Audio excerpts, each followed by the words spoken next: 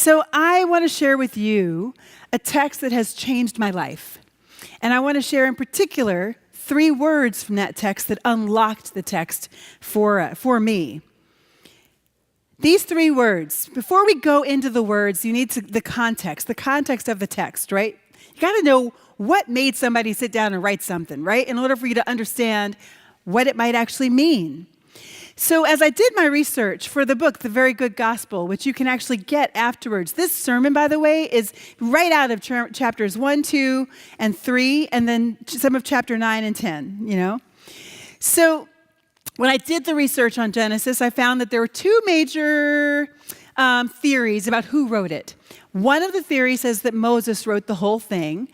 I find it a little difficult to believe since it talks about Moses' death, and I don't know that he can write about his own death, but there are people who really do believe that. That's okay, we're good.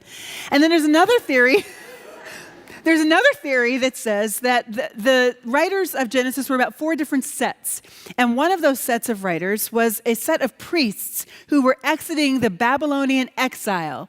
Now, I don't know about you, but whenever I heard about the Babylonian exile when I went to Sunday school, I always thought of it. I never really realized this is how I thought of it. But when I realized what it was, I realized it wasn't that, right? How I thought of it was, hey, everybody, we're going to Babylon today. Don't miss the 3:30 shuttle, right? Don't get your luggage, we're going. No, that wasn't it. It was war. War! There was a verse in the Psalms that talks about how in this war, the Babylonians had come and sacked Jerusalem. And in this war, babies' heads were dashed against the rocks. That's trauma. They experienced huge, deep loss of agency. They lost everything. They were picked up from where they lived and they were carted to a place that was not their own. And they were told by the Babylonians, whose worldview was this, that they were created, and all humanity was created to be the slaves of the gods. And they, since they were the booty of war, certainly were actually even lower than that, because they were the slaves of the people for 70 years. So it's in that context that these priests now, I believe, I'm actually in that camp, believe that as they were exiting the Babylonian exile, as God had taken them out, God said, oh, no more. God cut it off. God intervened, and now they're on their way out. They are about to enter into their own rule in the new temple. And this temple was going to be the place where they governed, because there was no separation of church and state, remember? So this is the place where they rule both civically and religiously. And it's in that context that they write the passage that we read this morning. And I'll just turn with you to the end of chapter 1, and we're going to work our way back. The end of chapter 1, it says, God saw everything that God had made, and indeed it was very good. So the first phrase that I want to draw out for you is that phrase, very good. It's a really interesting phrase. When we think of very goodness, that was the closest thing that the Hebrews had to our understanding, or the Greek concept of perfection. It's like, in fact, the word tov is the word good in Hebrew, and the word me'od is the word very. So it's tov me'od, the way that it comes together in Hebrew. I'm sorry? Oh, tov, T-O-V, and then me'od is M-E-O-D, or M'-O-D, right? So me'od. So tov is good. Goodness, when we think of it because we get this concept handed down from the Greeks, we think of it as existing inside the thing. But the Hebrews didn't think of it that way. When they thought of tov, they thought of it existing between things. You see, tov is literally, that word acts as a logical connector, as a connector of breaths in ancient Hebrew poetry. So that's another reason why we know that chapter 1 is actually supposed to be an epic Hebrew poem. So we get to the end and God says, this is tov me'od. So what God is actually saying is that the relatedness, the right relatedness between all things is what God was saying was very good. The relatedness between humanity and God, the relatedness between men and women and all genders, and the relatedness between us and the rest of creation, and the relatedness between all creation, and the way things worked, the systems that govern us. It was very good. And that word me'od is forceful, abundant, overflowing, crazy, crazy, crazy good. Woo! Yes. It was that good. There was no cursing in Genesis 1, only blessing. All worked to bless all.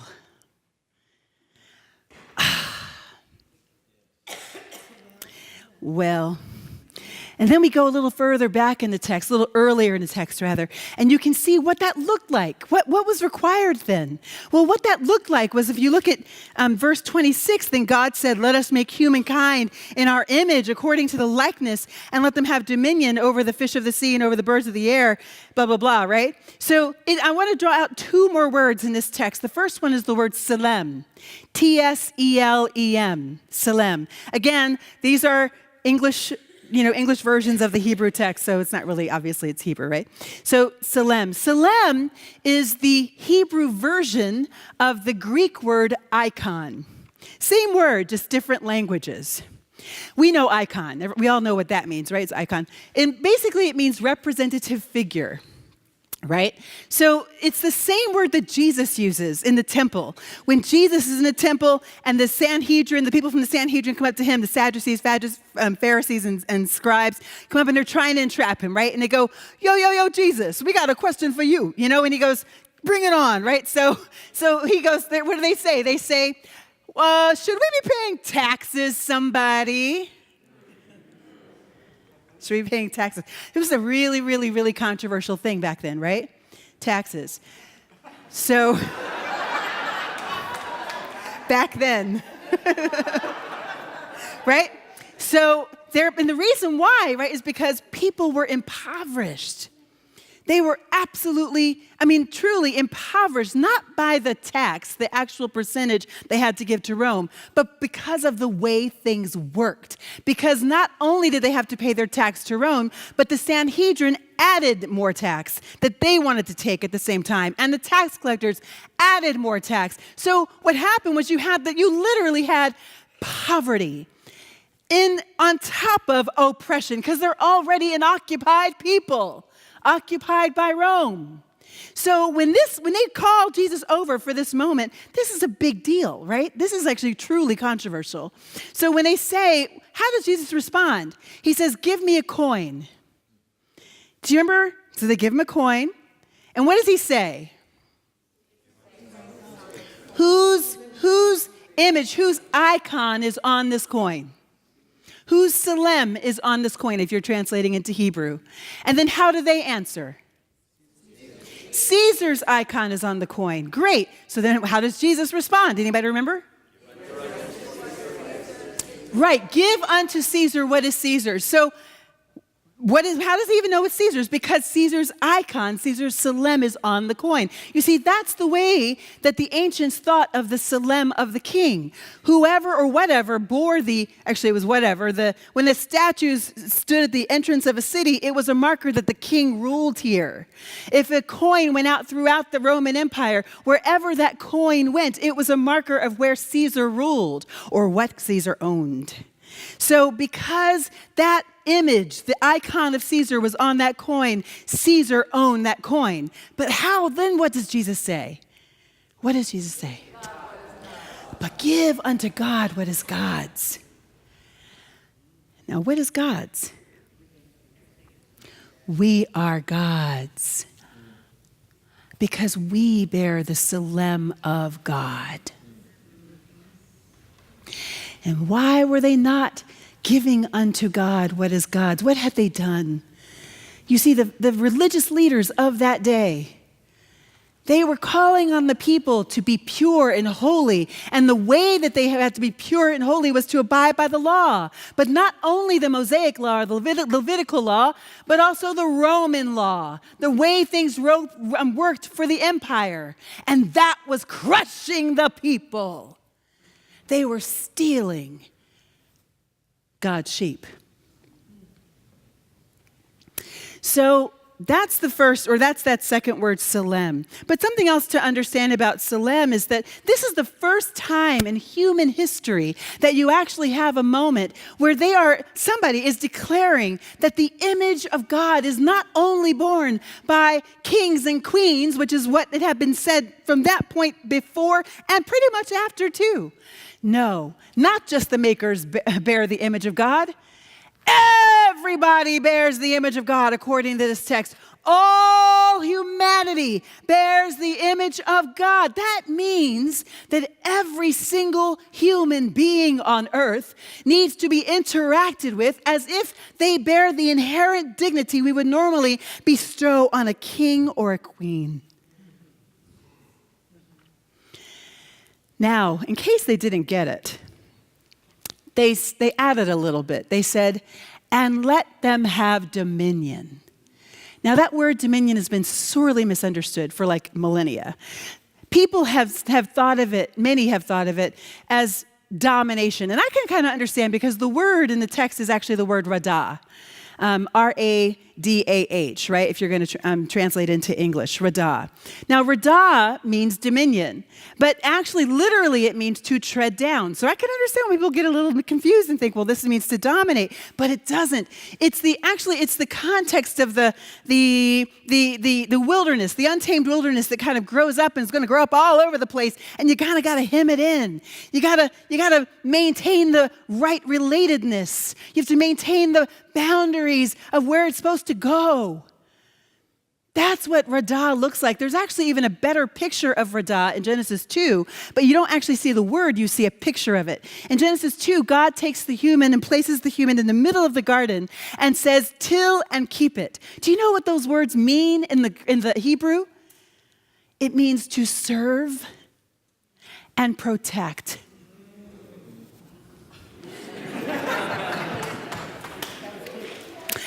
So,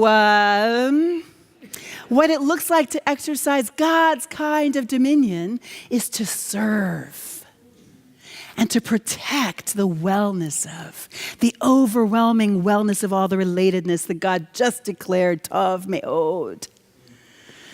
You see, there's a few implications here. So the first one is that very goodness is all about the overwhelming right relatedness of all things. The second implication is that to be human is to be made in the image of God. Can we all agree on that? If you are human, you bear the image of God. Third, if you bear the image of God, then you are called by God and created with the capacity, all things being equal, to exercise dominion in the world, to steward the world. Now, fourth, when we govern in a way that diminishes, limits, fails to recognize, even crushes the capacity of any people or people group to exercise dominion, then we are also limiting, twisting, diminishing, failing to recognize, even crushing the image of God on earth. Now, here's the thing. We've done that. You see, there was a moment when God actually put us in that garden and said, till and keep it, serve and protect it. Hey, but there's this tree called the tree of the knowledge of good and evil. Don't eat of that tree, otherwise you're going to die.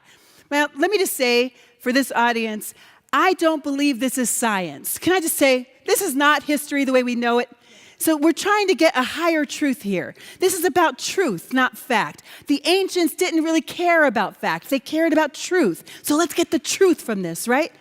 So, okay. So when we get to the fall, what we're talking about is that God said, don't eat of the tree. I don't think it was a magical tree that if they touched it, they went, "Ooh, I'm dying." It wasn't like that. It wasn't like the Wizard of Oz. What? No. What it was is that this tree was unlike any tree in the whole garden, in that it had a command attached to it. So how we interact with that tree is an indication of our love for God, of how much we trust God, of how much we're choosing God's way to peace. And the thing is that the first humans did not choose God's way to peace. They chose their own way. And as a result, they got what only humans can give, which is broken shalom. Broken peace, broken relatedness. And that's what we see in Genesis 3. We see all the relatedness, all the relationships that God had declared Tov Me'od just a chapter and a verse ago. They all fall down, starting with our relationship with self. We go and hide and cover ourselves with fig leaves on that day. And then the man and the woman then they run from God. They hide from God. And then they're blaming each other. And then an animal is sniping at the heel of a woman. First time in the text that we see an animal sniping at a human being. And then we have to beat the earth to get anything out of it. And then God guts one of God's own creation in order to cover over our shame. And then we are driven from the garden. I would have to be driven from the garden too. To be driven from a place where all the relatedness was Tov Me'od. And then brother rises up against brother in the next chapter with Cain and Abel, and then Lamech with his 2 wives, and his wives are named, get this, Adornment and Shadow. And then a few chapters later, you get the first confusion of languages, and 2 chapters after that, you get the first mention of the word war that comes with the first mention of the word king. And it's in the context of colonization. And now we live in the wreckage. You see, at the heart of sin, which is this what it is, at the heart of sin is the impetus to dominate the self, to dominate the other. You see, when you understand very goodness as being about the overwhelming wellness of all relatedness and the relationships between things, then sin becomes anything that we do that breaks right relatedness, right relationship, overwhelming goodness of relationship. And this is what we've been experiencing this last week with the tax craziness. This is what we're experiencing every day. In fact, I know I don't have a lot of time, but I want to pinpoint one thing in particular: the construct of race, y'all. You see, because the construct of race is actually one of those constructs, and it's a construct. Believe it or not, you're not white, and I'm not black. You are of European origin, and I am of African origin, and all over the world. I was just showing somebody my DNA because I got it done, going. I am an Ancestry.com fiend, I really am. And so you and I, if we look at our reality of who we are not the racial categories that we've been told we are. And let me tell you, that's important, because those racial categories were given to us in order to determine one thing: who has the call of God and the capacity to exercise dominion on this land.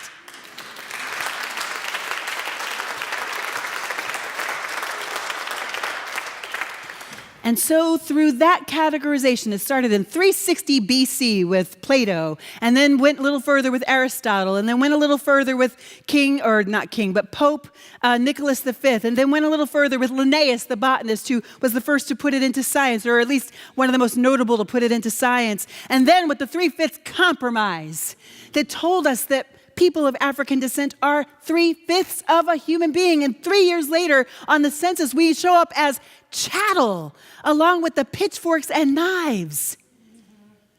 You see? And then for the next century, immigrants come into this country trying to find their place on that human hierarchy of belonging that we created. But you see, there is another way. In Galatians 3:24 or 27 through 29, Paul marks that other way. And I think Paul does this because if you consider this, the ancients, the way that they saw the image of God, this is the way the image of the king was this. If the image of the king was flourishing in a domain, then you knew that kingdom was doing well. The reign of that king was doing well. But if that image of that king was toppled, crushed, broken, then you knew there was war against that king happening in that kingdom. Could it be that when we govern in ways that crush the capacity of people to exercise dominion, that we are also declaring war on God? So Paul, as a member of the Jews, the Hebrew people who were oppressed by the Roman Empire, who 4 years before Jesus was born, 4 years, they had an attempted insurrection against Rome, and 2,000 people were crucified in one day by the Roman Empire. And 500 more after that, says Josephus, at a different time. It's that context of domination that Jesus is found in Mary's belly. You see, I think that the good news of the gospel, the good news that we're waiting for, is that the King of the reign of God has busted through time and space in order to confront the kingdoms of men that are hell-bent on crushing the image of God. And Jesus has come to proclaim freedom for the captives! Freedom for those who have been told that you ain't nobody. Freedom for those who have been told that you exist to be a slave of the empire. Freedom for those, and freedom for those who are captured by the empire and told that you were created to be rulers. No, you were created to be human, just human. You get to be just human. That is freedom indeed. And my friends, I'll close with this. When Paul says in Galatians 3:27 and 29, as many of you were baptized into Christ, have clothed yourselves with Christ, there is no longer Jew nor Greek. There is no longer slave nor free. There is no longer male or female, for all of you are one in Christ Jesus. He wasn't saying no longer is there such a thing as gonads. Hello, somebody. Or ovaries. No. What Paul was saying was that no longer do you see as the empire has taught you to see. No longer do you see the hierarchies of human belonging.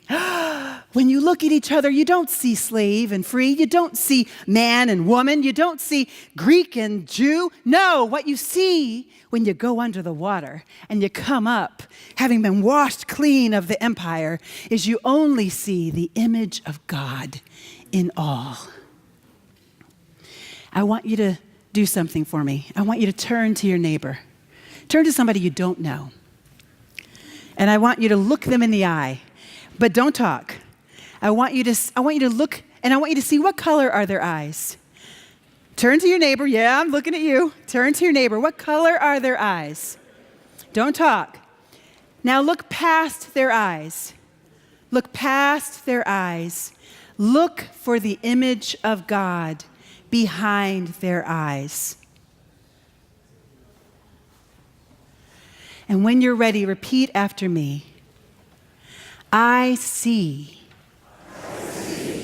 the image of God in you. Let it be so. Amen.